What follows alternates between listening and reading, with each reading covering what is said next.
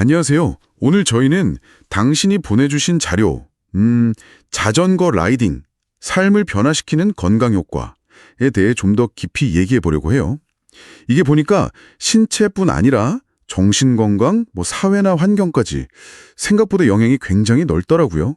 네, 맞아요. 보내주신 자료들을 쭉 보니까 이게 단순히 운동에다, 칼로리 소모한다, 이걸 넘어서더라고요. 삶의 질 자체를 이렇게 끌어올릴 수 있는 그런 활동이 아닌가 싶습니다. 연구 결과들도 재미있는 게 많고요. 있죠? 자, 그럼 한번 제대로 파헤쳐 볼까요? 이 단순해 보이는 자전거 타기에 어떤 이야기들이 숨어 있을지 궁금하네요. 좋습니다. 우선 가장 와닿는 건 역시 신체적인 효과들이겠죠. 자료에도 심혈관 기능 강화, 체중 관리, 근력 향상 엄청 많던데요? 네, 그 중에서도 역시 심혈관 건강 개선 효과는 꼭 짚고 넘어가야 할 것 같아요.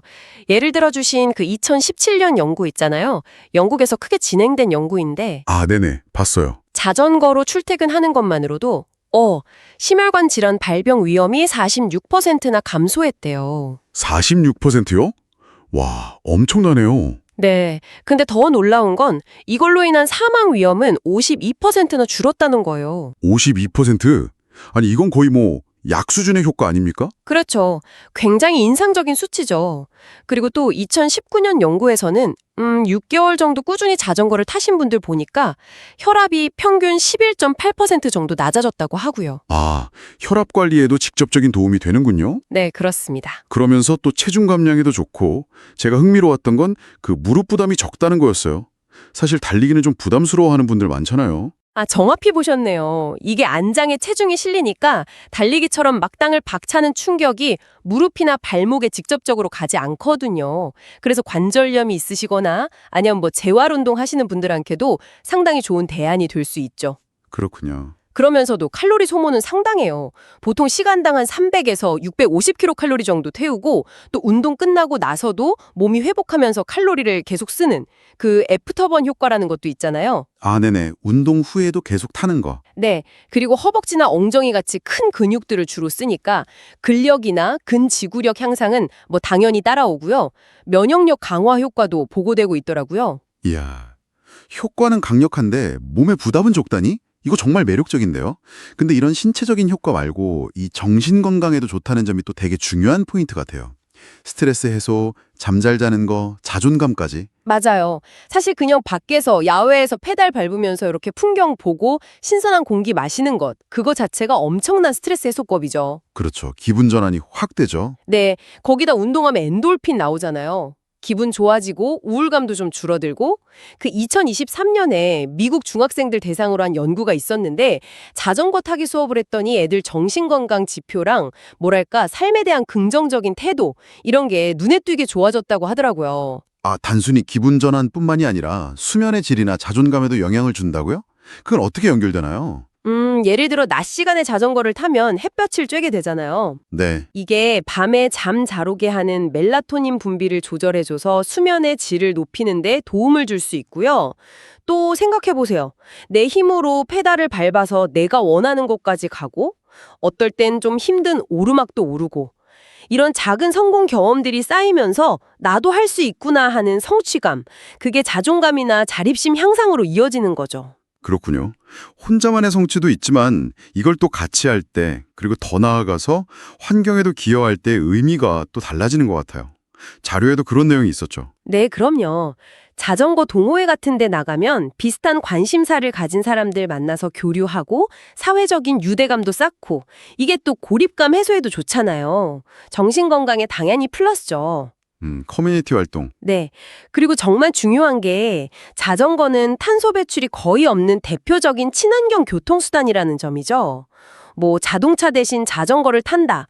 이것만으로도 사실 대기오염 줄이고 기후변화 대응에 내가 직접 기여를 하는 셈이거든요. 맞아요. 작은 실천이지만 의미가 크죠. 네. 서울시에서 하는 에너지 기부 라이딩 캠페인처럼 이게 그냥 개인의 건강을 넘어서 사회 전체에 좋은 가치를 더하는 활동으로도 충분히 이어질 수 있고요. 아, 듣고 보니 정말 그렇네요. 자전거 타기가 단순히 몸 쓰는 걸 넘어서 마음도 챙기고 다른 사람들이랑 연결되고 또 우리가 사는 환경까지 생각하게 만드는 정말 총체적인 활동이군요. 그래서 그 자료 마지막 구절, 자전거를 타는 것은 삶의 질을 높이는 가장 간단하고 효과적인 방법 중 하나다. 이 말이 확 와닿네요, 이제. 그렇죠. 여기서 이제 한 걸음만 더 나아가서 우리가 생각해 볼 만한 질문이 하나 있는 것 같아요. 이렇게 개인한테 좋은 점이 많은 자전거 타기가 우리 사회 전반적으로 더 많이 퍼진다면 과연 우리가 사는 도시, 우리 공동체는 어떤 모습으로 바뀔 수 있을까 하는 질문이요. 아, 도시와 공동체의 변화라. 흥미로운데요? 네, 자전거 위주의 도시 구조에서 좀 벗어나서 더 건강하고 지속 가능한 환경을 만드는데 자전거가 어떤 역할을 할 수 있을지 한번 이 질문에 대한 당신만의 답을 찾아보는 것도 꽤 의미 있는 여정이 될 것 같습니다. 오늘부터라도 당신의 라이딩 여정을 한번 시작해 보시는 건 어떨까요? 안녕하세요. 자전거 많이 타는 70대 노인, 20대 청년 근육 못지않아. 자전거를 많이 타는 중장년들의 근육과 면역 체계가 젊은 청년들 못지않다는 연구 결과가 나왔다. 일부는 70대에도 20대와 같은 신체 나이를 유지하는 것으로 나타났다. 영국 버밍엄대 염증 노화연구소는 자전거를 타는 55세에서 79세 남녀 125명의 건강 상태를 검사했더니 운동을 안 하는 비활동적 집단에 비해 훨씬 건강하고 생물학적으로 젊다는 점을 확인했다고 밝혔다. 수십 년 동안 취미로 자전거를 타고 한 달에 640km를 달리는 사람들을 대상으로 관찰한 결과다. 젊은 사람들과의 정확한 비교를 위해 20세에서 36세의 55명을 대조군으로 삼았다. 국제학술지 노화세포에 실린 이번 연구에 따르면 자전거를 많이 타는 중장년들은 근육 크기와 질량, 섬유 구성, 기타 건강 지표에서 젊은 청년들과 차이가 없었다. 특히 나이와 무관하게 매달 가장 많은 거리를 달린 사람들이 가장 건강한 근육을 가지고 있었다. 규칙적인 운동을 전혀 하지 않는 57세에서 80세의 남녀 75명과 비교했을 때 근육량 등 차이가 더욱 뚜렷했다. 면역체계에 미치는 순기능도 명확했다. 일반적으로 20대에 들어서면 나이가 들수록 면역세포 일종인 T세포를 만드는 기관인 흉선이 수축하기 시작한다. 이 때문에 감염과 싸우는 T세포 생산량이 줄어들면서 면역체계가 약해진다. 그런데 자전거를 타는 중장년들의 혈액을 채취했더니 젊은 사람들만큼 많은 양의 T세포가 발견됐다. 그에 비해 운동을 안 하는 동년배들의 혈액에서는 흉선 땀샘에서 생성하는 T세포의 양이 현저히 적었다. 제닛 로드 염증 노화연구소 소장은 보통 면역체계는 20대부터 매년 2에서 3%씩 쇠퇴하기 때문에 나이가 들수록 류머티즘 관절염이나 암, 기타 감염에 취약해진다며 그런데 자전거를 타는 사람들은 이 같은 노화의 징후가 없었고 70대도 20대와 같은 면역체계를 유지하고 있었다고 설명했다.